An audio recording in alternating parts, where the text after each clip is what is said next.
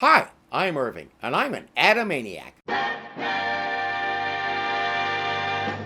Outside the Gotham City National Bank, wealthy young socialite Miranda Fleece is about to perform an act of charity. She's obviously a wealthy, high society babe with all the trimmings, including the fancy car, expensive clothes, and a wad of cash in her hand. Her great act of charity, she gives a man a single $100 bill. I hope she can afford it. Of course, as she drives away, Mr. Hard Luck Story pulls out the racing form and starts picking his horses.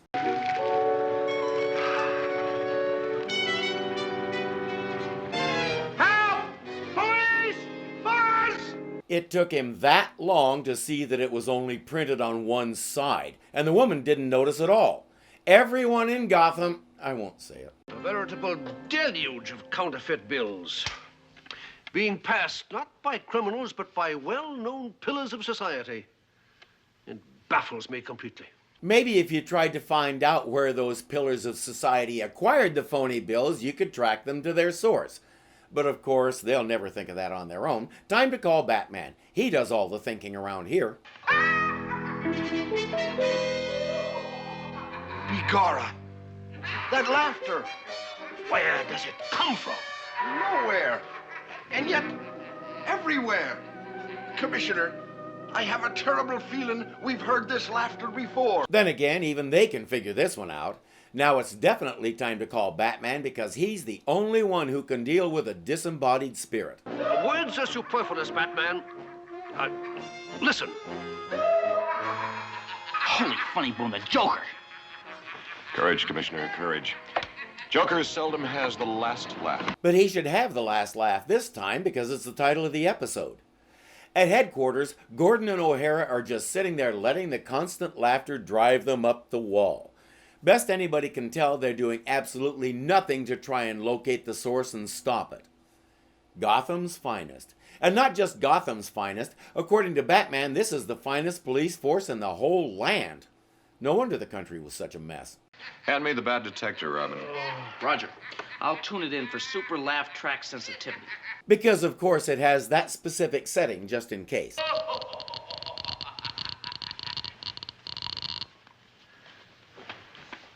Ingenious. This criminal mirth issues from a tiny super-powered loudspeaker built into your left cufflink. When you're the police commissioner, you have to wear cufflinks. Ordinary buttons would never do. How the devil did it get there, Batman? Joker is a master conjurer, Chief O'Hara. No doubt he brushed against the commissioner in a crowd and easily effected the substitution. But that's not all the Joker did.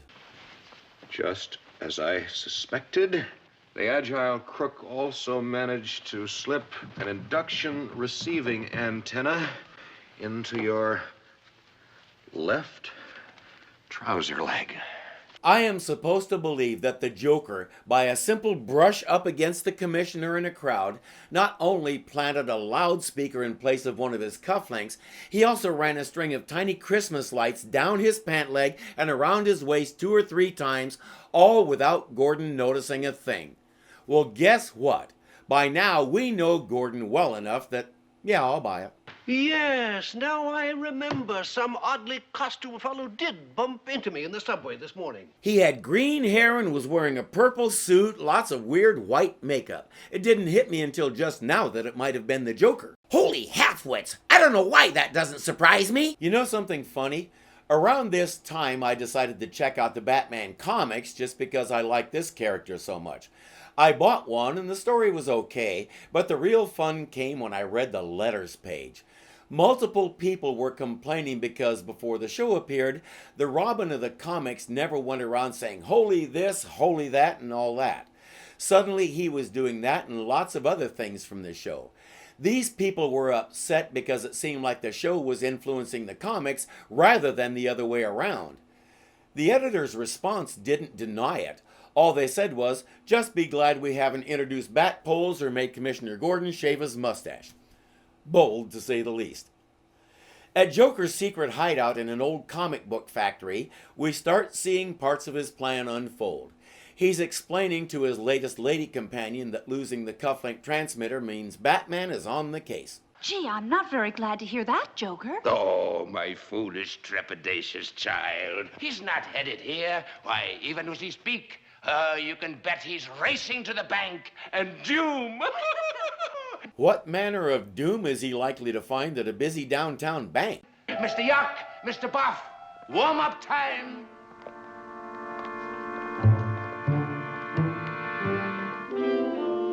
Sure are nifty robots, Joker. Oh, comically lifelike, aren't they? They were my manual training project last spell I did in that filthy penitentiary. Back up 3 steps. He was in the penitentiary serving time for his previous crimes. While he's there, they let him build 2 fully functioning lifelike robots, and when he's released, they let him take them with him? I think Warden Crichton needs a vacation, an exceptionally long one. And what do they do if the Joker announces bats on the premises? Ooh, smash them, bash them, crash them.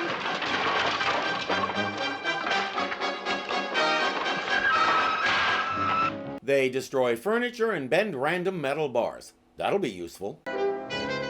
What's that? Counterfeit currency emanating from this bank? It's impossible. Mr. F. Flamm, as in flim flam, as in con job. Somebody thought that was the perfect name for a banker. I'm not so sure they were wrong. Have there been any recent changes in personnel? See. Nothing whatever, Batman. Except, of course, our chief teller. He went out for a sandwich at noon and didn't return. Your chief teller disappeared and you didn't think that was significant enough to lead with it when Batman asked you about personnel changes? Oh, but it's all right. He sent his own substitute in to fill the job, a Mr. Glee. He had references, of course. Of course, Batman. Impeccable. In this context, impeccable means, I don't know, I just took his word for it. Batman and Robin go over to talk to Mr. Glee. Good afternoon, Mr. Glee. I'm Batman. Obviously, sir. I've been admiring your collar button. Wow! Oh, the filthy bat creature touched the lens. I'm sure that was just to taunt the Joker. But now let's deal with Mr. Glee. Tell me, Mr. Glee, why is the collar button like an old pile of burning automobile tires? Answer, because they both choke. What was the point of that? Holy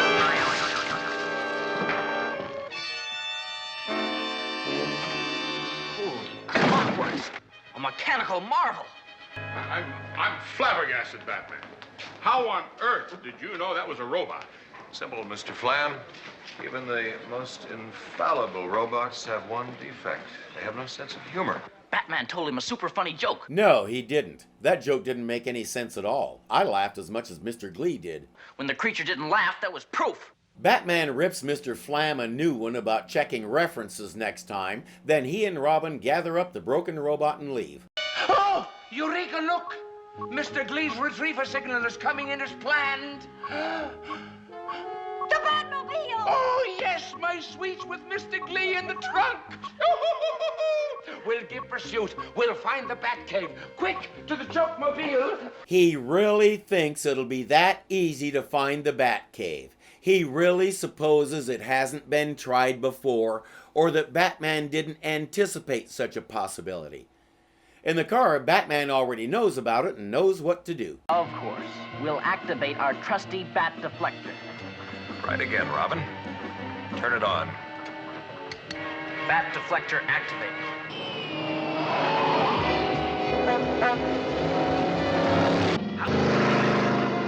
While Batman and Robin casually return to the Batcave, Joker and Josie find this. We've discovered the entrance to the Batcave. I'm sure they keep it plainly marked with a big sign like that. That's how you keep it secret, right? Must be around that little hill. Get the gas grenades. Roger. Oh, we'll gas them out of the cave and get them when they come out. What's the matter? Bizarre. The signal says the Batcave is here. Look! We've been out-tricked!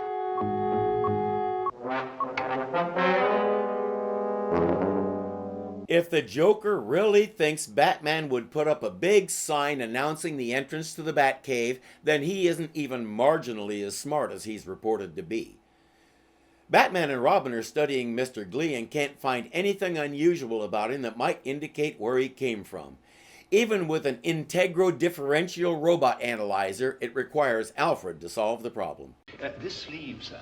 Now, to my practiced eye, it would appear that it has been pressed by a most uncommon pressure. Here, sir, I clearly detect traces of multicolored spots which have been frequently but clumsily sponged. The multicolored spots are traces of ink, the kind used to print comic books. They do some digging and learn that Penthouse Publishing recently sold out to a Mr. Whiteface. But they don't have any evidence to connect the publisher and the robot. The ink? Get a warrant for ink samples, compare them to the spots on the suit, bada boom, there's your evidence. But that's not how we do things around here. In Adamania land, we come up with the stupidest plan possible and see how many ways it can go wrong. Thus, a little while later, Joker gets a most unexpected visitor. I'm ruined. Bankrupt. Wiped out. There's only one more chance. If you're trying to act, don't quit your day job. He asks Mr. Whiteface if he knows anyone who can print him up some fake money in a hurry. He spins a story about how he speculated with Wayne Foundation money and lost it all, and if he can't produce $1 million cash by the next day, he's off to prison. Very interesting, Mr. Wayne, but why do you come to me? I chanced to be thumbing through one of the comic books that you publish, and it struck my eye that the inks that you use are identical to the inks used by the United States Treasury. That's a goofy enough image that I could spend all day making jokes about how our money is state-printed comic books. But then so could you. So let's move on. Just what would be in it for me? I would be happy to appoint you vice chairman of the Gotham National Bank. I have here a personally signed document appointing you to the position I previously mentioned. You get the document after you run off a sample of counterfeit on your press over there. While they're running the press, Bruce presses a button on a gadget in his pocket. Hold it, Joker! You're under arrest! Robin to Batman. While on a routine anti-crime patrol, I've caught the Joker. He's plotting with Bruce Wayne. Situation under control. No need for you to leave the Batcave. Over and out. Yeah, he's got it under control, I'm sure.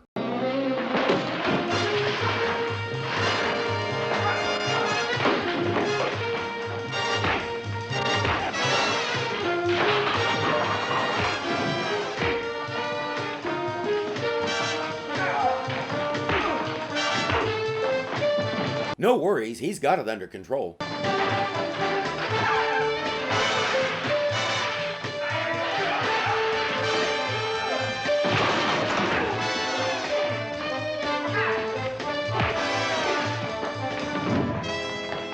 Joker's been standing next to that switch that says Robot Super Strength Last Ounce of Energy, and he finally turns it on.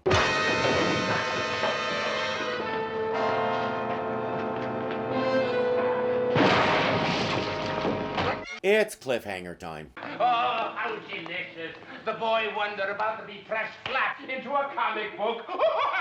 Absurd.